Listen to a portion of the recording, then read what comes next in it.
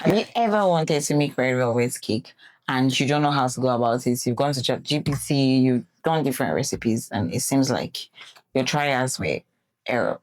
In today's video, I'll be showing you how to make red velvet cake. Simple, lush, moist cake. Let's get into it. The first thing I want to do is to oil my pan, but in this case, I'm using a baking mold, and I got this from Timo. I'll definitely say it's a good buy. It's 3 pieces. So oil piece. You can either use vegetable oil or butter.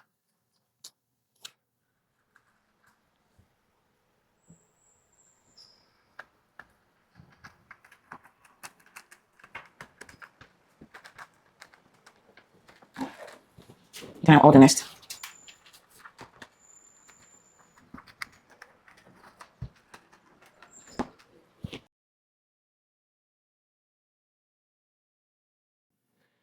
And then I'll oil this last one.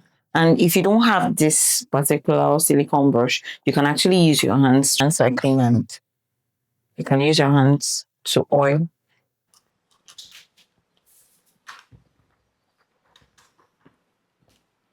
And once you're done oiling, you want to dust that off with flour.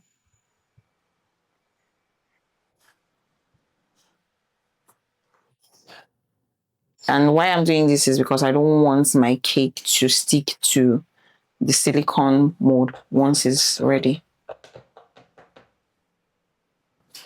And I'm actually done oiling and dusting this with flour, and this is what it looks like. So I'll go on with the next.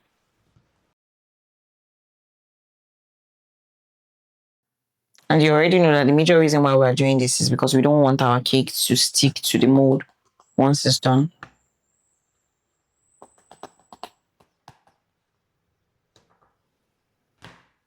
And the last one.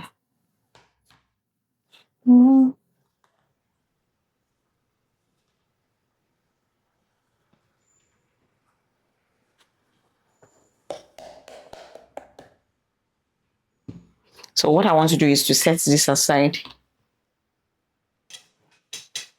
Next thing I want to do is to sieve my dry ingredients. I'll start with my flour. This is 2 cups of flour.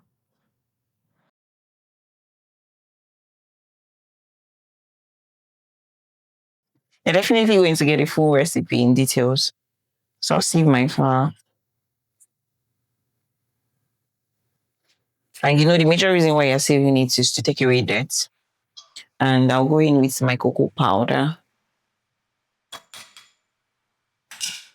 And then my baking powder.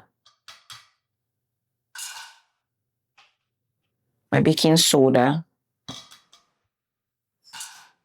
And my salt.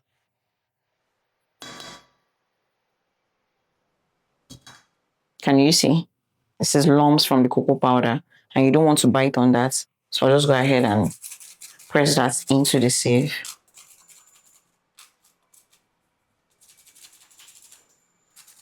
And then we have tiny grains that I don't need. I'll discard this. So the next thing I want to do is to whisk this up and set it aside.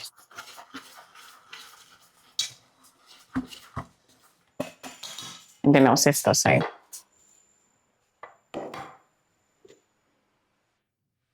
Next thing I want to do is to mix my wet ingredients. I'll start with my eggs. I'm using 2 eggs for this recipe.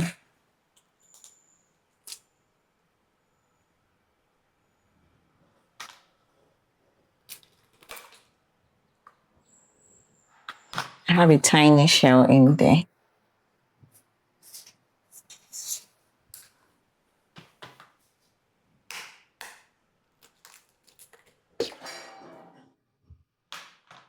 And then the next thing I want to go in with is my buttermilk. Remember that you can actually make your buttermilk at home if you don't have store-bought buttermilk.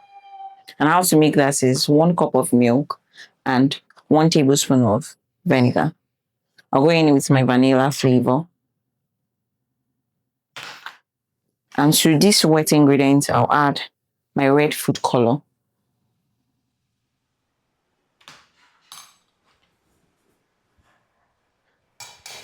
And I'll whisk that up.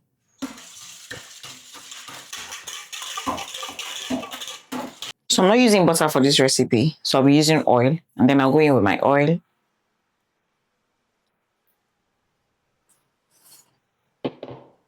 And then my sugar.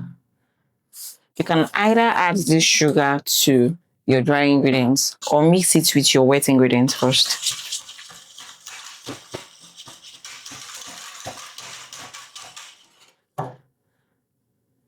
Then I'll add my dry ingredients. You want to ensure that you are not over mixing. You're just mixing until it's just okay.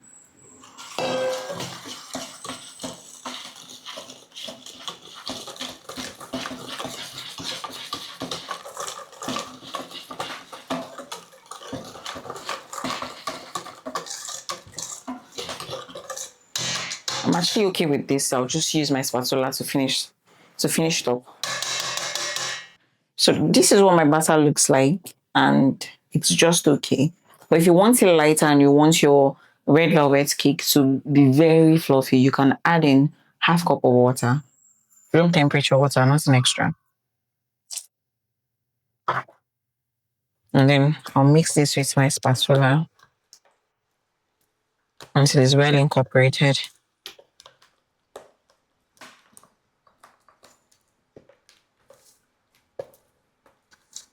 And now my batter is lighter, which I prefer. So I'll turn this into my baking molds. I'll wait for, you don't want to fill it to the brim because it will end up burning.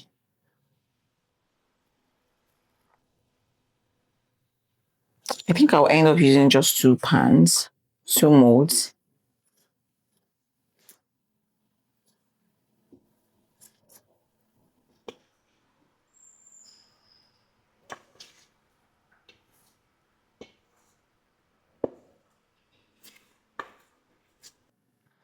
I personally believe that the best tool for me as a baker is my spatula because it helps me to clean down my bowl, to wipe it neatly.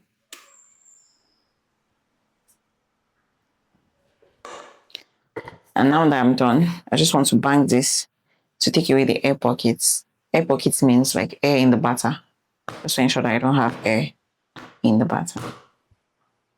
Same as this. And I'm ready to bake. So this is the outcome of our red velvet cake. Can you see? This is what it looks like, and you can tell that it's super moist. Can you see? Feel free to try this recipe and drop a feedback in the comment section. Thank you.